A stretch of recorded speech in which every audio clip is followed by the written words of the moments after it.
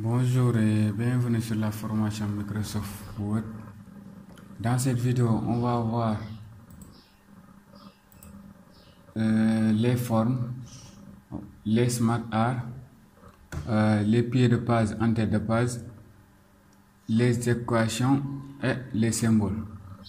Voilà. Pour ce qui est du graphique, on va le réserver au niveau de la formation Excel parce qu'il est directement lié à Excel. Voilà. Bon, je vais vous montrer même, si par exemple je sélectionne celui-là, ouais, il est directement associé à Excel avec ce tableau qui est là.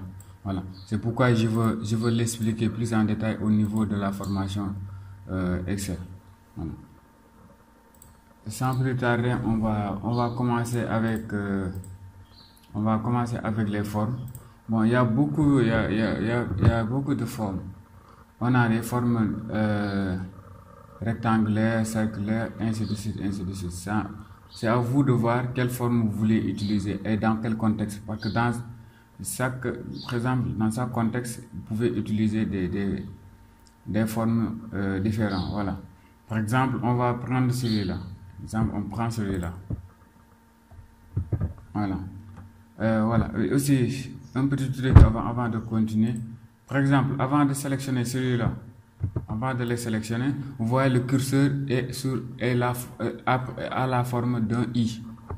Vous voyez, il a la forme d'un i. Maintenant, si vous sélectionnez par exemple un format, par exemple celui-là, vous allez voir, il prendra la forme d'un plus. Voilà. Maintenant, vous cliquez et vous maintenez la touche droit et vous glissez. Si vous finissez de glisser, vous le laissez. Voilà. Vous appuyez long, vous glissez l'endroit, puis vous le laissez pour valider. Voilà. On a ce panneau-là. Maintenant, vous pouvez changer la forme. En venant ici, par exemple, il y a des formes prédéfinies qui sont là, vous pouvez les utiliser. Ça, c'est des formes prédéfinies. Voilà, par exemple, celui-là, par exemple. Voilà, celui-là. De même, vous pouvez le changer manuellement pour dire, par exemple, remplissage, je vais le mettre en jaune, par exemple, et le contour, je vais le mettre en rouge, par exemple. Ouais. Vous pouvez prendre les formes prédéfinies que vous trouvez là, ou bien les formes manuelles que vous pouvez modifier à ce niveau. Voilà. Maintenant, pour écrire à l'intérieur, qu'est-ce que vous faites? Vous cliquez juste au niveau. Vous double-cliquez juste au niveau du panneau et vous commencez à écrire. Ouais, bon, l'écriture est en blanc, mais après on va changer. Bon, merci de s'abonner, par exemple. Voilà. Maintenant, pour changer l'écriture, vous sélectionnez d'abord comme on l'avait fait dans la vidéo de la mise en forme que vous pouvez regarder si vous l'avez pas déjà vu, vous pouvez aller le regarder. À ce niveau, on avait dit pour changer la couleur, vous allez venir à ce niveau et vous pouvez venir ici pour changer. Voilà. Voilà. Là, on vient de changer la couleur.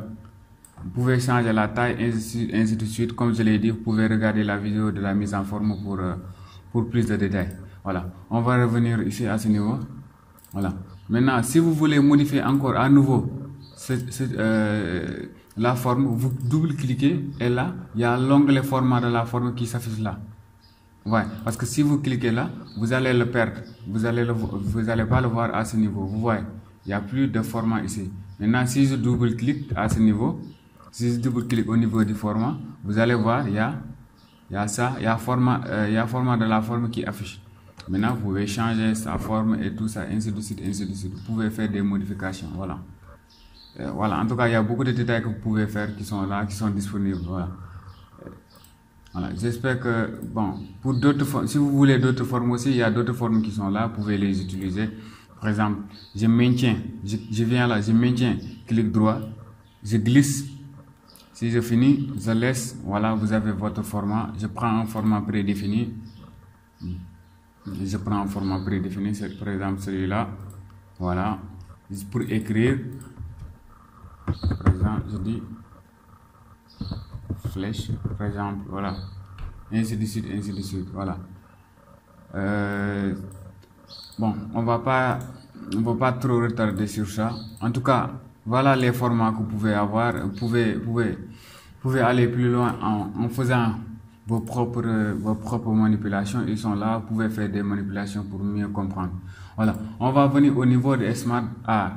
Smart Art, lui, il permet de faire des hiérarchies, des cycles de vie, ainsi de suite, des pyramides, voilà, qui sont là. Voilà. Vous pouvez utiliser ces genres là pour expliquer des schémas et tout ça, pour faire des schémas. Voilà. Par exemple, ce qui est plus populaire, c'est hiérarchie. Comment réaliser des hiérarchies? Par exemple, je vais venir à ce niveau-là, sélectionner celui-là, ce modèle. Il y a beaucoup de modèles, hein. Vous pouvez choisir. Par exemple, choisir ce modèle-là, à ce niveau. Comme d'habitude, il y a toujours il y a toujours des onglets si vous avez des trucs à modifier. Il y a l'onglet création de graphique art ou bien la mise en forme. Voilà, vous pouvez venir ici à ce niveau pour changer la mise en forme et tout ça. Voilà. Si cette forme-là ne vous plaît pas, vous pouvez changer la mise en forme, ainsi de suite, ainsi de suite. Voilà. C'est à vous de voir ce que vous voulez. Voilà. Maintenant, une fois ceci, la mise en forme aussi, c'est par exemple les carrés peuvent être par exemple celui-là, on est en train de modifier celui-là, vous voyez, on a changé sa couleur. On peut venir ici aussi changer celui-là, le mettre là, voilà, ainsi de suite, ainsi de suite. C'est à vous de voir les couleurs que vous pouvez mettre là. Vous pouvez le retrouver au niveau de la mise en forme. Mais nous, ce qui nous intéresse le plus, c'est quoi? C'est la manipulation du hiérarchie. Par exemple, si vous êtes là, à ce niveau, vous voulez créer d'autres, par exemple, oui, celui-là, à ce niveau, vous voulez créer d'autres, par exemple, vous voulez créer un autre élément ici. Bon, je vais remplir ici, par exemple, le DG,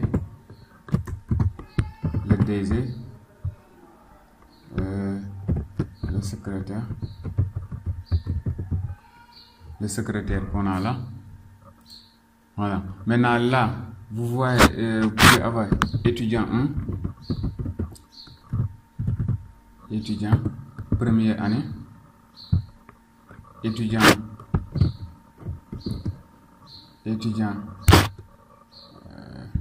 première année aussi. Pour dire tout ça sont en première année. Ouais, en première année.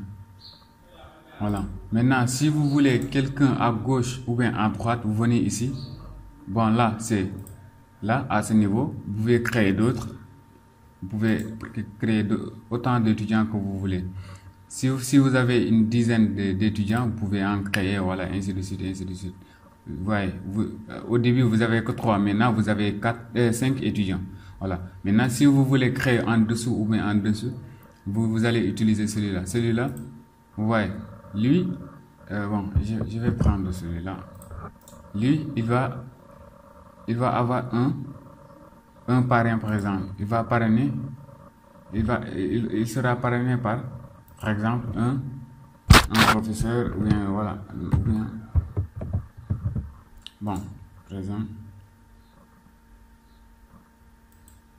voilà.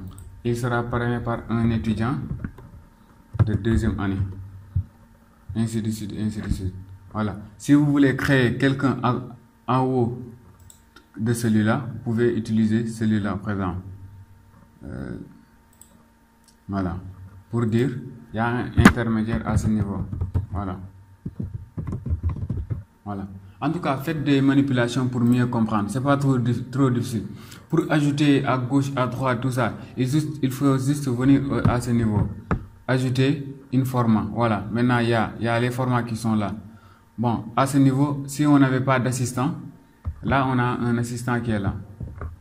On a un assistant qui s'appelle secrétaire, mais si on n'avait pas, on pouvait utiliser ajouter assistant ou assistante à ce niveau. Voilà. Maintenant, là, c'est quelqu'un qui est au-dessus ou bien en dessous. Voilà. Et là, c'est à gauche ou bien à droite. La création d'un onglet à gauche et à droite. Voilà. On peut utiliser d'autres. Il y en a d'autres, comme par exemple les cycles de vie qu'on a là, par exemple. qui est vraiment trop utilisé aussi. Les cycles de vie, par exemple la naissance, par exemple pour dire naissance, bon,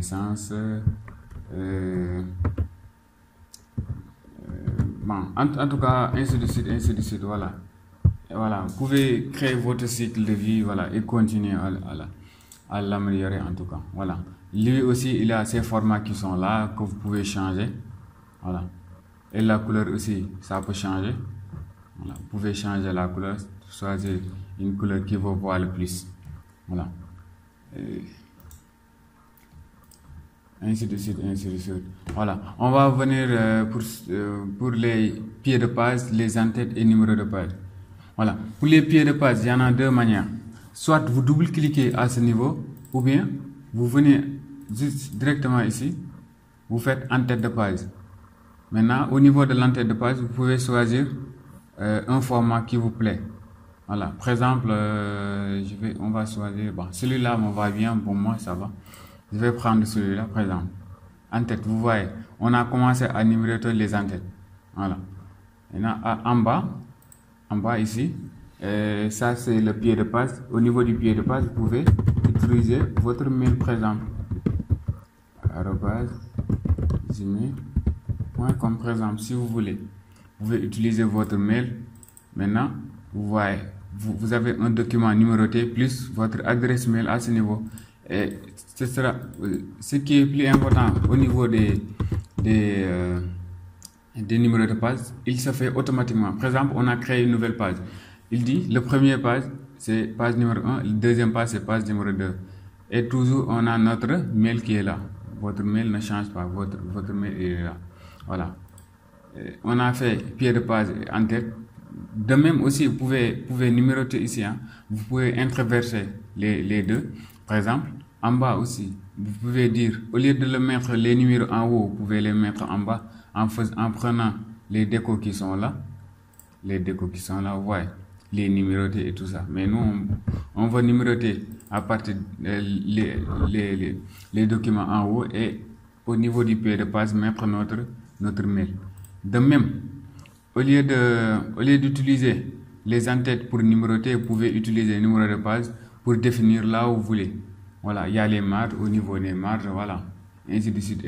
Par exemple, on va prendre au niveau des marges, par exemple, voilà, au niveau des marges, vous voyez, on a ces genres de numéros. Numéro 1, numéro 2, vous voyez. Les documents aussi sont numérotés. Tout dépend de ce que vous voulez. Word vous propose beaucoup d'options. Maintenant, c'est à vous de voir ce que vous voulez. Voilà. C'est pourquoi dans les vidéos, on ne peut pas tout dire. On va juste vous guider. Maintenant, c'est à vous de faire des exercices ou bien de répéter ce qu'on a fait pour aller plus loin. Voilà. Parce qu'avec Word, on a beaucoup d'options, on a beaucoup d'opportunités. Voilà. On ne peut pas tout mettre au niveau des vidéos. Et aussi, je vous conseille de faire beaucoup de pratiques pour mieux comprendre les utilités. Voilà. Bon, on va passer ça. On va venir au niveau des équations. Ce qui est bien pour les mathématiciens, pour ne pas perdre trop de temps, parce que pour faire ça, si vous voulez le faire manuellement, ça prendra beaucoup de temps. Du coup, Word, vu que l'intelligent, il est là pour tout le monde, il nous définit des équations dans lesquelles on peut prendre des exemples pour aller plus rapidement. Par exemple, si je prends celui-là, voilà, celui-là, c'est une fonction qu'on a là, avec des symboles qu'on a là, pi, sinus, cosinus, ainsi de suite. Maintenant, si vous avez des équations de cette forme-là, vous pouvez supprimer, par exemple, et remplacer avec vos données. Par exemple, si je dis là, j'avais que A, par exemple, ou bien j'ai que 4, et là, au lieu de 4 pi x, n pi x, j'avais 5, ainsi de suite. Comme ça, vous pouvez créer votre équation sans se fatiguer, sans vraiment perdre du temps. Et aussi, s'il y a un truc, ou bien s'il y a un symbole que vous ne voyez pas ici, vous pouvez venir à ce niveau-là. Au niveau des fractions, vous allez voir les formats de fractions qui existent pour en prendre un. Ou bien les exposants, on a des exposants qui sont là. Vous pouvez les prendre directement. Ou bien ainsi de suite, intégralité, radiale, voilà, radical, ainsi de suite, ainsi de suite. Voilà, les cosinus, les sinus, ainsi de suite. Voilà, il y a tout, en tout cas, tous les trucs mathématiques qui sont là. Il y a les matrices aussi qui sont là, qui sont présents, qu'il ne faut pas oublier. Voilà. En tout cas, vous pouvez faire n'importe quelle manipulation avec Word. Voilà. Ne dites pas Word est là pour les littéraires ou bien pour les voilà, pour les gestionnaires et tout. Word est là pour les scientifiques comme pour les littéraires. Il est là pour tout le monde. Voilà. Voilà, on l'a travaillé pour que tout le monde, on l'a conçu pour que tout le monde y trouve son compte. Voilà. Quelqu'un qui ne trouve pas son compte, c'est parce qu'il n'a pas fait de recherche et tout ça. Voilà. En tout cas, il est là pour nous. Voilà. Et aussi, il y a d'autres symboles que vous pouvez trouver là. Voilà. Il y a d'autres symboles qui sont là, que vous pouvez utiliser également. Parce que ces genres de symboles-là ne se trouvent pas au niveau des claviers. C'est pourquoi Word, vu qu'il est intelligent et il est là pour nous satisfaire, il a créé une base de données en mettant tous les symboles qui existent. Comme ça, si vous avez à utiliser quelque chose, vous venez juste au niveau de la base de données, faites des recherches et vous allez le trouver facilement. Voilà. Il y a les pi, les oméga et tout ça. Voilà. En tout cas, c'est trop pratique. Voilà. Essayez vraiment de s'exercer là-dessus. Voilà. Et enfin, on va voir les symboles qui sont là, les alpha, bêta, comme aussi ces symboles-là, ça se trouve pas au niveau des claviers. Word nous aide à vraiment avancer plus rapidement en nous créant des bases de données. Ouais, tous les symboles, vous pouvez les utiliser pour illustrer un exemple ou bien pour expliquer quelque chose. Voilà. C'est la fin de la vidéo. Si vous avez des questions ou bien si vous voulez que je fasse un exercice là-dessus, n'hésitez pas à me le dire au niveau des commentaires. Comme ça, je vais vous proposer des exercices que je vais corriger. Voilà. Voilà. Si la vidéo vous a plu, n'hésitez pas à la liker, à s'abonner et à le partager pour me soutenir. Merci.